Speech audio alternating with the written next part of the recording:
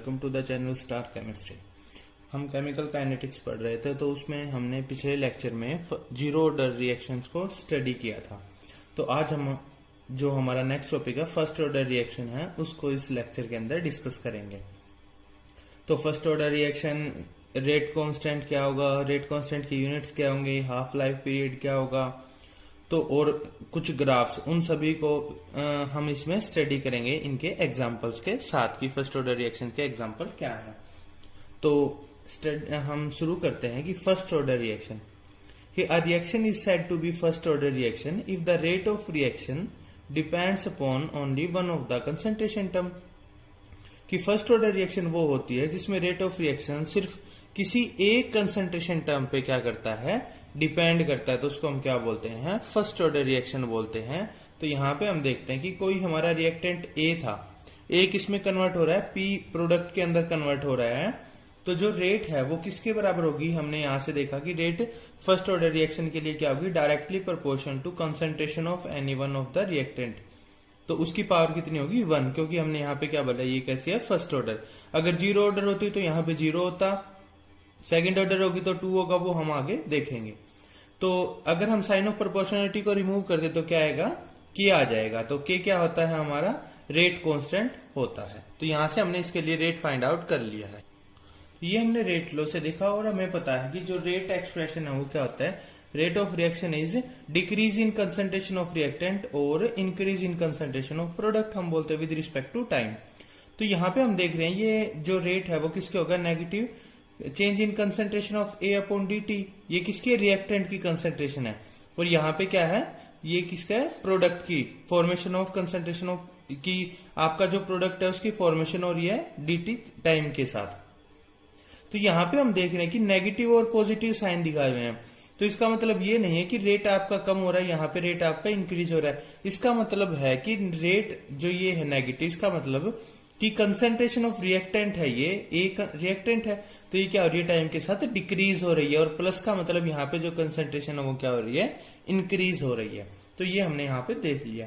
तो अब हम देखते हैं कि दोनों रेट है, अब हम इनको इक्वेट करते हैं तो क्या होगा, इक्वेट करने से कि negative D A upon D T is equal to K concentration of ए।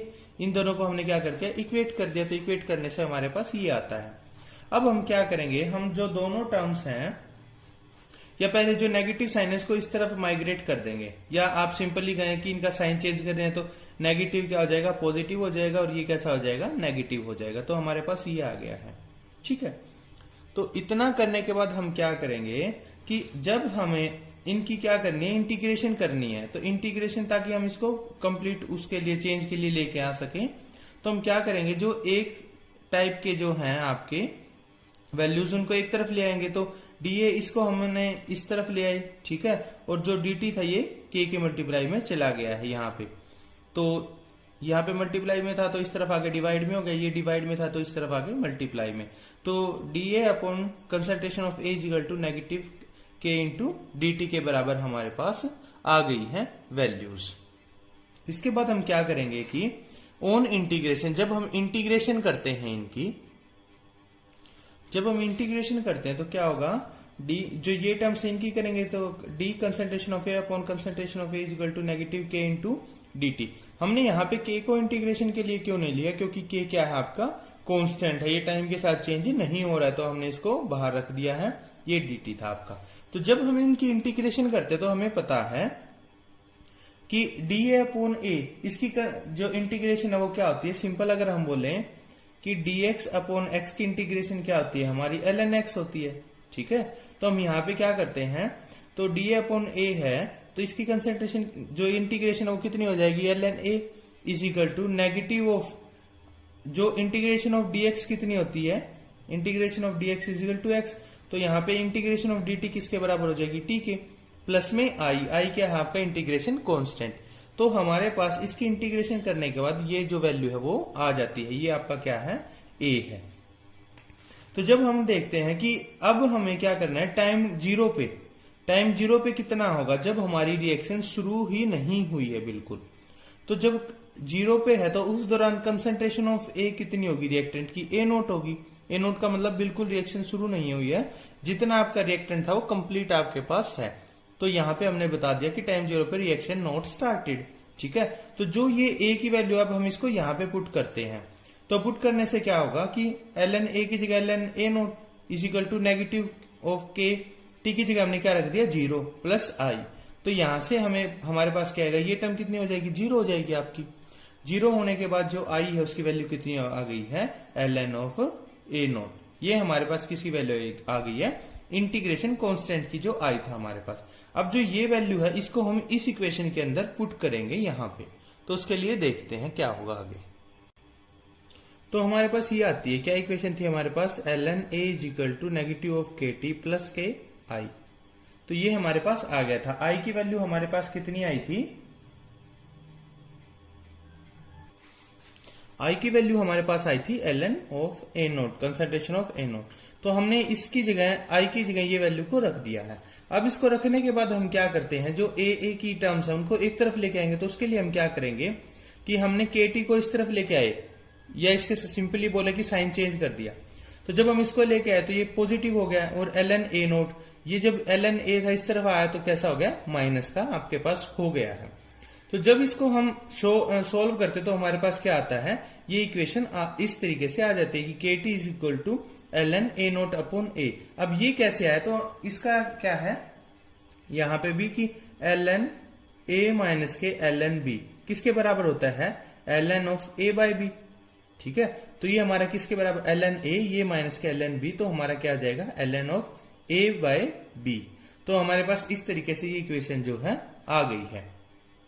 तो अब हमें पता है कि ln किसके बराबर, अगर हम इसको log की टर्म्स में शिफ्ट या चेंज करना चाहे तो क्या होगा हमारे पास कि जो ln होता है किसके बराबर होता है, 2.303 इंटू log के बराबर होगा। तो हम ln की जगह ये वैल्यू को पुट करते हैं तो क्या आ जाएगा हमारे पास कि kt is equal to 2.303 log of concentration of a naught upon a हमारे पास आ गया जी। ठीक है, ये वैल्यू हमारे पास आ गई है। तो इसके बाद हम देखते हैं कि जो k है, हमें रेट कांस्टेंट की वैल्यू फाइंड आउट कर रही है, तो k को इस तरफ रखेंगे और t को हम इस तरफ लेके आएंगे राइट हैंड साइड की तरफ। तो क्या होगा, मल्टीप्लाई में था तो इस तरफ आके क्या हो जाएगा, डिवाइड में। तो हमारे पास k की वैल्यू आएगी कि k is equal to 2.303 upon T log of concentration of a naught upon concentration of a। a naught क्या है आपका, बिल्कुल concentration of reactant at time 0 and a is equal to concentration of reactant at any time t। हमारे पास ये आ गया है। ठीक है, तो ये हमारे पास रेट कांस्टेंट की जो वैल्यूज है वो आ गई है। अगर अब हम ग्राफ ड्रॉ करना चाहें किस किस के बीच, कि हमारा ln a वर्सेस टाइम के बीच हम अगर ग्राफ ड्रॉ करना चाहते हैं, इस इक्वेशन से देखेंगे कि ln ऑफ a और टाइम के साथ अगर हम ग्राफ ड्रॉ करना चाहें तो क्या आएगा हमारा, ये हमारी क्या, इसको इस तरीके से करते हैं ln of a is equal to negative of K T plus ln a naught. ठीक है, तो ये क्या हो जाएगा, y is equal to mx plus c। ठीक है, तो y हमारा क्या गया ln a और x क्या आ गया हमारा t। तो जो m क्या होगा हमारा स्लोप होता है, तो स्लोप किसके बराबर आ जाएगा हमारा, नेगेटिव ऑफ k के बराबर हमारा स्लोप आ गया है। और इंटरसेप्ट क्या है हमारा c, जो इंटरसेप्ट है वो ln a के बराबर, सो ln a नोट के बराबर हमारा जो इंटरसेप्ट होगा। तो यहां से हमने रेट कांस्टेंट की वैल्यू को फाइंड आउट किया और उसका जो ग्राफ है उसको फाइंड आउट कर लिया है। इसके बाद हम क्या करते हैं, ये तो हमारे पास सिंपल दिया गया है, ठीक है, हमने इसको नोट कर लिया। अगर हम चेंज इन कंसंट्रेशन बता रहे हैं कि कुछ ही टाइम पे सपोज कर लिया टाइम 0 पे 100% था और टाइम हमारा जब 20 मिनट हुई तो ये 40% रह गया, तो उस दौरान हम के की वैल्यू को कैसे फाइंड आउट करेंगे। तो उसके लिए एक्सप्रेशन फाइंड आउट करते हैं कि एट एनी टाइम टी, शुरू में जो एट टाइम 0, जब 0 था तो रिएक्टेंट आपका कंप्लीट था A और प्रोडक्ट कितना था 0, मतलब आपका रिएक्शन शुरू ही नहीं हुई थी क्योंकि उस दौरान तो सिर्फ रिएक्टेंट था आपके पास। तो जब टाइम t पे कुछ समय के बाद क्या होगा, जब रिएक्शन शुरू हुई तो आपका प्रोडक्ट कितना फॉर्म हुआ, x फॉर्म हो गया। ठीक है, तो अब x बना है, सपोज कर लिया हमने कि हमारे पास 100 ग्राम था, ये सिर्फ नॉर्मली समझने के लिए कि 100 ग्राम था हमारे पास रिएक्टेंट।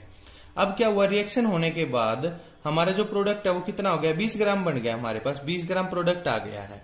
तो जो आपका रिएक्टेंट कितना बचेगा, कि आपके पास 100 रिएक्टेंट था, 20 प्रोडक्ट बन गया, तो अब रिएक्टेंट कितना है, 100 माइनस के 20 होगा।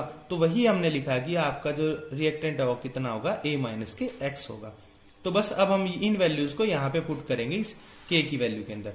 तो जो ये था ए नोट हमारा क्या था, initial concentration of reactant at time 0, तो वो कितनी है, ए के बराबर। और जो ये ए था, ए नोट तो ए के बराबर आ गया, और जो ए था आपका वो क्या था, concentration of reactant at time T, तो उस दौरान कितनी होगी concentration of reactant A minus के एक्स। तो ये हमारे पास क्या हो गई है, के की वैल्यू आ गई है। तो इस तरीके से हमने के को फाइंड आउट करना सीख लिया है। इंटीग्रेशन ये है आपकी integrated rate equation for first order. ठीक है, अब अगर हम इसके यूनिट्स की बात करें कि के की यूनिट्स क्या होंगी, तो यूनिट्स के लिए हम देखते हैं। तो यूनिट्स ऑफ के क्या होंगी, ये आपका क्या 2.303 है, तो कांस्टेंट आपका ये टाइम है, तो हमने टाइम लिख लिया। लोग की नहीं लेंगे हम। ये क्या है आपका, ए क्या है, कंसंट्रेशन, कंसंट्रेशन, और ए माइनस एक्स ये भी क्या आपकी कंसंट्रेशन। कंसंट्रेशन में से कंसंट्रेशन माइनस होगी तो कंसंट्रेशन ही आएगा आपका। तो हमारे पास ये सिंपली आ गया है। तो कंसंट्रेशन से कंसंट्रेशन कैंसिल आउट हो जाएगी। ठीक है, तो हमारे पास क्या बचेगा, टाइम इनवर्स बचेगा। तो टाइम इनवर्स बचेगा, तो टाइम इनवर्स का मतलब कि जो आपकी यूनिट्स ऑफ के है वो कैसे हो सकती है, सेकंड इनवर्स हो सकती है, मिनट इनवर्स हो सकती है, और आर इनवर्स हो सकती है, आपका जो भी आप टाइम लेंगे। तो ये बहुत इंपॉर्टेंट है। अगर आपको के की यूनिट पता है तो सिर्फ यूनिट से ही आप क्या बता सकते हैं कि आपकी जो रिएक्शन है वो किस ऑर्डर की रिएक्शन है। तो इससे आगे अब हम देखते हैं half life period. Half life period क्या होता है कि जब आपका आधी रिएक्शन है वो कंप्लीट हो चुकी है, तो उसको हम क्या बोलते हैं, हाफ लाइफ पीरियड बोलते हैं। इसको आप टी हाफ से 1/2 और t.5 से डिनोट करते हैं। तो हमारे पास के का जो फार्मूला आया था 2.303 T log of a upon a minus के x। तो अब यहां पे क्या है कि टाइम जब आपका हाफ हो गया, ठीक है, टाइम हाफ होने के बाद तो जो x था वो कितना हो गया अब आपका, कि आपका प्रोडक्ट कितना बना है, x यही तो था हमारा, प्रोडक्ट कितना बना है, तो प्रोडक्ट हमारा कितना हो जाएगा अब a/2 के जितना हमने रिएक्टेंट लिया था शुरू में उसका आधा बन गया। ठीक है, तो x is formed half of the reactant. x का मतलब कि आपका रिएक्टेंट का आधा बन चुका है, ये हमारे पास बस यही ध्यान रखना है यहाँ पे। उसके बाद तो आपकी सिंपल कैलकुलेशंस बचेंगी। तो अब हम x की वैल्यू को इस इक्वेशन के अंदर पुट करते हैं, तो क्या आएगा, a माइनस के a/2 आएगा। तो a माइनस के a/2 को जब हम करते हैं तो सोल्व, तो हमारे पास क्या आता है, a/2 सोल्व आ जाएगा। ठीक है, सिंपली बोले तो एक में से आधा माइनस करेंगे तो क्या बचेगा, हमारे पास आधा ही तो बचेगा, तो बस ये a/2 बचेगा। ठीक है, तो इसके बाद क्या होगा, a/2 हमने लिखा, तो अब जो ये है इसको हमने यहां पे सोल्व किया कि a अपॉन में a/2 जो इसका रिजल्टेंट आया था पूरे का वो कितना था, a/2। तो जब इसको मल्टीप्लाई करेंगे तो क्या होगा, 2 ऊपर चला जाएगा और नीचे क्या रह जाएगा, सिर्फ a। तो a से a कैंसिल आउट हो गया और हमारा क्या बचता है, 2। तो इस पूरी टर्म की जगह a अपॉन a माइनस के a/2 की जगह हम क्या लिख सकते हैं, 2 लिखेंगे। तो क्या आएगा, k equal to 2.303 t half log of 2। ठीक है, तो log 2 की वैल्यू कितनी होती है, 0.30। तो ये हमारा t हाफ। तो जब इसकी कैलकुलेशन होगी 2.303 इंटू 0.30 की, तो हमारे पास क्या आएगा, 0.693 upon T half is equal to K. और आपकी टी हाफ अगर फाइंड आउट करेंगे तो क्या वैल्यू आएगी, 0.693 अपॉन के।